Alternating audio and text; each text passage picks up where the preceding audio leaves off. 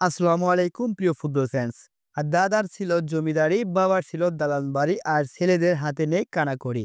ব্রাজিলের অবস্থাও ঠিক এমনটাই। বাট আমাদের প্রশ্ন এখানে, এভাবে ইতিহাস বেঁচে আর কতদিন চলবে এই ব্রাজিল?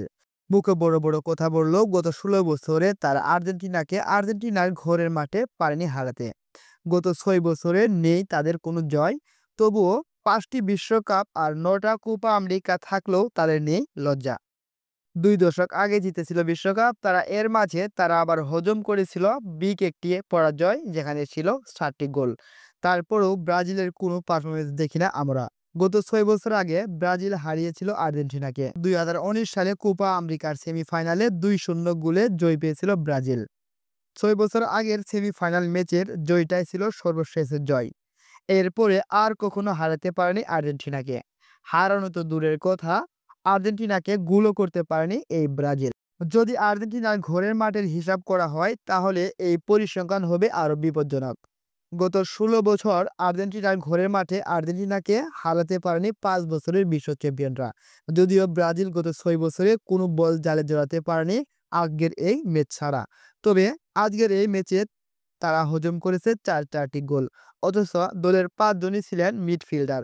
যদি আর্জেন্টাইন গোল মেশিন মেসি, মারিয়া, লাউতারো, দিবালা এবং এচিভেরির মধ্যে কেউ দলে থাকতেন, তাহলে গোলের পাল্লা আরও ভারী হতে পারত এবং গোলের পরিসংখ্যান হয়ে দাঁড়াতে পারত 7 আপ। আজকের গোলটি তারা পেত না যদি বিশ্বসেরা ডিফেন্ডার কুটি রোমেরো এই ভুলটা না করতেন।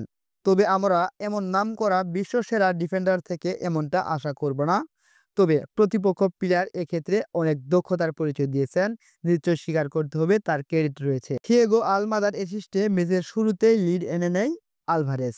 এরপর গোল পায় এনজো। মলিনা ক্রস খেলেছিল এনজোকে লক্ষ্য করে, আর এনজো ক্লিয়ার দিয়ে আসেন। দলের তৃতীয় গোল পায় ম্যাক এলিস্টার এবং চতুর্থ গোল পায় সিমেওনি। 45 ডিগ্রি কোণে অ্যাঙ্গেল শট গোলের দেখা পায় তিনি।